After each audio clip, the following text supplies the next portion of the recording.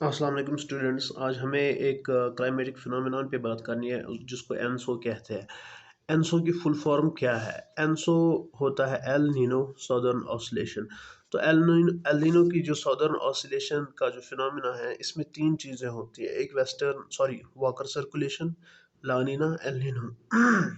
ये जो walker circulation और लानिना और एलनिनो है, ये हमें तभी समझ आएगी जब हम बेसिक्स से स्टार्ट करेंगे। बेसिक्स क्या है? वाकर सर्कुलेशन है। तो वाकर सर्कुलेशन कहाँ पे जो है टेक प्लेस करता है, ये कहाँ पे देखा जाता है और ये कैसे जो है अपना इन्फ्लुएंस डालता है ओशियंस के ऊपर और क्लाइमेटिक कंडीशंस के ऊपर। तो एनसो को अंडरस्टैंड करने के लिए, वाकर सर्कुलेशन को अंडरस्टैंड करने के लिए मैंने वर्ल्ड मैप सामने रखा है आपको। ये वर्ल्ड मैप में ऑस्ट्रेलिया है, ठीक। ये कॉन्टिनेंट एशिया है, अफ्रीका है, साउथ अमेरिका है, ठीक है, नॉर्थ अमेरिका और यूरोप है। इसमें ओशंस भी है, अटलांटिक ओशन है, इंडियन ओशन है, पैसिफिक ओशन है, ये पैसिफिक ओशन है, और ये कॉन्टिनेंट एंटार्क्टिका है, ठीक है। अब ये सारे कॉन्टिनेंट से ओशंस जो है, ठीक है, इसमें आर्कटिक ओशन जो है ऊपर है।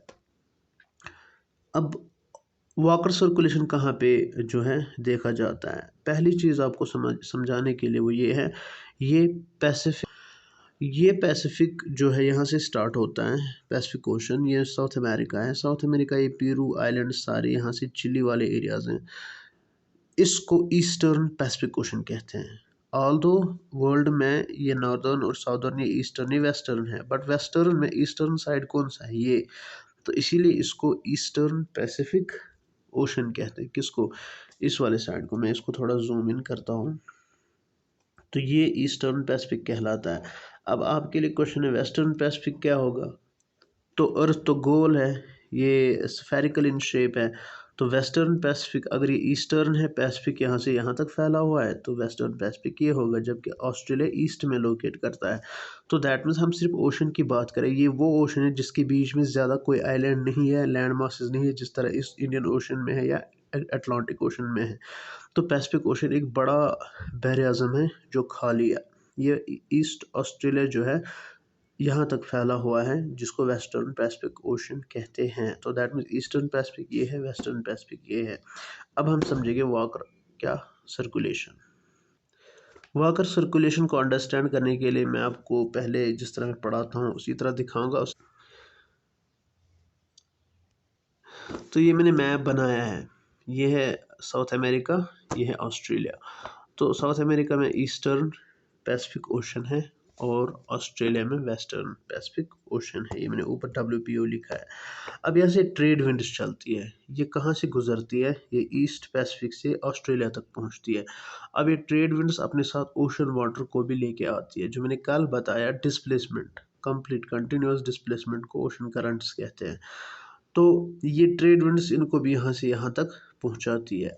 अब मसला ये है कि इसका सर्कुलेशन कंप्लीट कैसे होता है, तो उसको मैंने यहाँ पे दिखाया है। अगर यहाँ से ये ट्रेड विंड्स चलती है, ओशन करंट्स को लाती है ऑस्ट्रेलिया तक, ये सरफेस के ऊपर इसने अपनी जो है मूवमेंट कंप्लीट की, तो ये फिर वापस जाती है कहाँ? ईस्टर्न पैसिफिक ओशन में, एटमॉस्फेयर के जो ऊपर से हैं वहाँ से जाती है, तो सर्कुलेशन कंप्लीट करती है from low pressure to high pressure, ठीक है। तो ये मैंने दिखाया टेबल कल की तरह कि यहाँ से जब वाटर जो हॉट एयर है, वार्म एयर है, राइज अप होता है एटमॉस्फेयर में, वो हाई प्रेशर की तरफ जाएगा, हाई प्रेशर से वापस आके लो प्रेशर की तरफ आएगा। तो यही सर्कुलेशन जो है यहाँ पे ट्रेड विंड्स करती है। तो इसी तरह ये कंप्लीट सर्कल हो जाता है। तो दैट मीन्स अगर हम, तो अब हमें ये पता चला कि यहाँ पे जो वाटर्स होंगे, यानी ओशन करंट जो होंगे, वो क्या होंगे? वार्म ओशन करंट्स होंगे या वार्मर वाटर होगा। और यहाँ पे साउदर्न जो है पैसिफिक ओशन, साउथ अमेरिका, यहाँ पे कूलर वाटर्स होंगे। तो कंप्लीट सरफेस और एटमॉस्फेरिक जो सर्कुलेशन है इसने कर ली, चाहे वो ट्रेड विंड्स है या करंट्स है। अब हम कैसे इस चीज़ को वाटर सर्कुलेशन का नाम देंगे? बहुत सारी तज्ज़िया कार या बहुत सारे साइंटिस्ट ने इस पे क्या किया है, रिसर्च की है। तो उनमें से एक है डॉक्टर मेहता जो नासा के हैं। उसने कहा है, the sub surface currents that originate in the waters, जो भी सब सरफेस करंट्स हैं जो ओरिजिनेट वाटर के ऊपर करते हैं, वो वाटर को एक्यूमुलेट करते हैं और उनको एक जगह से दूसरी जगह ले जाते हैं। ईस्ट से वेस्ट तक, ठीक है, क्योंकि ये वेस्ट में है बट ये ईस्ट है, तो वेस्ट पैसिफिक ओशन तक ले जाती है। तो इस सारे सर्कुलेशन को वाटर सर्कुलेशन नहीं बल्कि वाकर सर्कुलेशन कहते हैं। तो ये वाकर सर्कुलेशन का आपका एक बेसिक फिनोमिनन समझ आया होगा। नाउ जब यही वाकर सर्कुलेशन इंटेंसिफाइड फॉर्म में होता है, जब वाकर सर्कुलेशन क्या होता है इंटेंसिफाइड फॉर्म में होता है, इसको लानीना कहते हैं। इंटेंस जिस तरह हीट एंड कोल्ड कंडीशंस होती है विंटर्स में, इसी तरह जब ये सर्कुलेशन इंटेंस फॉर्म में होता है, इंटेंसिफाइड फॉर्म में होता है, खतरनाक रुख इख्तियार करता है, तो इसको लानीना कहते हैं। उस वक्त लानीना फिनोमिनन डिक्लेयर होता है कि इस वक्त जो वाकर सर्कुलेशन की पोजीशन है और इसका जो ये जो इफ़ेक्ट एंड इम्पैक्ट है वो लानिना इफ़ेक्ट कहलाता है। बट अगर यही वाकर सर्कुलेशन वीक हो गया, ठीक है, जब ये वीक होता है क्या करता है, ये वाटर्स को शिफ्ट करता है, वार्म वाटर्स को, मगर जब ये शिफ्ट करने लगता है यानी टुवर्ड्स द वेस्ट, वहाँ पे क्या होता है, ये रास्ते में ही वीक पड़ता है ये वाटर सर्कुलेशन, तो वाटर्स यहाँ तक नहीं पहुँचते, तो दैट मीन्स वार्म वाटर जो है यहाँ पे एक्यूमुलेट हो जाएंगे, वो ऑस्ट्रेलिया तक नहीं पहुँचेंगे। तो इस इफ़ेक्ट को एल नीनो कहते हैं। तो लानीना intensified form of water circulation होती है, और वीकर फॉर्म या वीकर जब वाटर सर्कुलेशन की इंटेंस 5 फॉर्म से weaker section sorry weaker form में आता है, तो उस वक्त हम कहते हैं कि ये एल नीनो है। तो दैट मीन्स इसकी दो रुख है, एक रुख इंटेंस है, दूसरा वीकर है। जब ये इंटेंस फॉर्म में होता है तो लानीना, जब ये वीकर फॉर्म में होता है तो एल नीनो होता है। उससे क्या होता है, क्या इफेक्ट पड़ता है, यहाँ पे ओशियनिक कंडीशन जो होंगी कूलर होंगी, जबकि हमने देखा पहले में यहाँ पे वार्म ओशियनिक करंट्स या वार्म वाटर्स होते हैं, और एटमॉस्फेयर पे भी बहुत असर पड़ता है। तो this we can conclude that यहाँ पे वाकर सर्कुलेशन जो ब्रेक हो गया। अब ये वाकर सर्कुलेशन ब्रेक हो गया, अब इससे क्लाइमेटिक कंडीशंस कैसी रहेंगी, तो क्लाइमेटिक कंडीशंस पे आप बात करेंगे। तो मैं जूम करता हूँ इसको, फोकस करने के बाद मैं यहाँ पे आपको पेन से दिखा रहा हूँ कि लानीना क्या रिज़ल्ट देता है और एल नीनो क्या रिज़ल्ट देता है। लानीना से ऑस्ट्रेलियन एरियाज़ में फ्लड्स आते हैं, लोअर डेटा टेम्परेचर में रिकॉर्ड किया जाता है, मोर साइक्लोनिक कंडीशंस क्रिएट होती है, हाई रेनफॉल होता है और एटलांटिक ओशन के ऊपर इसके इफेक्ट्स पड़ते हैं। तो एल नीनो से क्या होता है, जब एल नीनो की शक्ल वाकर सर्कुलेशन में पाई जाती है तो ऑस्ट्रेलिया में ड्राफ्ट होता है, फ्लड साउथ अमेरिका में होते हैं। तो इसके विपरीत होता है, उल्टा होता है, वाइस वर्सा होता है। तो इंडियन मानसून्स के ऊपर जो है असर पड़ता है, वो वीक हो जाती हैं, तो दैट मीन्स उनका इन्फ्लुएंस भी वीक होगा इंडियन सब कॉन्टिनेंट के ऊपर। साथ साथ वो ड्राफ्ट्स लेके आती है, ड्राई कंडीशंस लेके आती है, और वार्म वाटर्स जो है वेस्टर्न पैसिफिक ओशन में चले जाते हैं, ठीक है। अब हम देखेंगे एनसो क्या होता है। ENSO El Nino southern oscillation होता है। एल नीनो अलग है, साउदर्न ऑसिलेशन अलग है। तो अभी हमने एल नीनो पढ़ा। एल नीनो क्या है, ओशनिक सर्कुलेशन या ओशनिक कंपोनेंट है। बट साउदर्न ऑसिलेशन क्या है, ये एटमॉस्फेरिक कंपोनेंट है। ये ओशनिक कंपोनेंट है, ये एटमॉस्फेरिक है। जब इसमें चेंज आती है तो इस पर असर पड़ता है। तो दैट मीन्स कहीं ना कहीं एल नीनो और साउदर्न ऑसिलेशन की एक इंटर रिलेशन है। When there we find any change, rise and we can say intensification or weakness, the direct impact will be on the southern oscillation. What will be the end result, we will see in the video. First let us discuss complete करते हैं। यहाँ पे क्या complete करते हैं, जो SOI है, southern oscillation index, उसमें क्या चीज़ें रिकॉर्ड की जाती है, टेम्परेचर, प्रेशर एंड विंड्स। इस एल नीनो से क्या इफेक्ट पड़ता है साउदर्न ऑसिलेशन पे, उनमें 3 चीज़ों का रिकॉर्ड या इंडेक्स क्रिएट किया जाता है साउदर्न ऑसिलेशन इंडेक्स के द्वारा, टेम्परेचर, प्रेशर एंड विंड्स का। तो हमें अब एक चीज़ एंड में समझ आती है, intensification of water circulation leads to La Nina, weakening of the water circulation leads to El Nino, and the atmospheric component of this El Nino is what we call the southern oscillation. I will repeat, intensification of water circulation किसको lead करता है, लानिना का। तो weakening of water circulation किसको lead करता है, El Nino को। तो इन्हीं दो के बाद जो एटमॉस्फेरिक कंपोनेंट रहता है साउदर्न ऑसिलेशन जिसे हम कहते हैं, उसका कहीं ना कहीं इस एल नीनो के ऊपर और एल नीनो का साउदर्न ऑसिलेशन के ऊपर अपना direct indirect effect and influence रहता ही रहता है। तो कैसे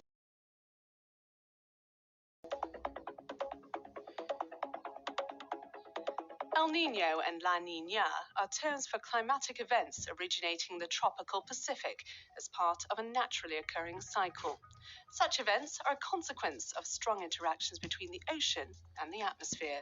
The cycle transitions between a warm El Nino and a cold La Nina phase. Both La Nina and El Nino tend to peak during the northern hemisphere winter. Neutral conditions occur in some years. During a La Nina year, ocean temperatures are lower than normal in the eastern tropical Pacific. La Nina develops when stronger than normal easterly trade winds push the warmest water further towards the western tropical Pacific and increase the upwelling of cold water near South and Central America in the east. Sea surface temperatures in the east drop below normal. This cooler water extends out from the coast of South America towards the central part of the ocean. La Nina impacts global weather and tends to have opposite effects to El Nino. The impacts vary with season, but parts of Australia and Indonesia are typically wetter than normal during La Nina. Equatorial parts of South America are also often wetter than normal, while the southern USA often experiences drought and the Atlantic usually sees more hurricanes. On average, the effects of both La Nina and El Nino on the UK are moderated by competing global climate influences. In general, however, La Nina increases the risk of a cold start and a mild end to the winter. La Nina is just one side of the El Nino Southern Oscillation, and you can find out more about it. A natural force of nature unlike any other. El Nino is capable of unleashing a fury of climate changes and natural disasters that span from Alaska all the way to South America and beyond. What causes El Nino, and how are we affected by it? El Nino is not a storm, but rather a weather phenomenon in the Pacific Ocean.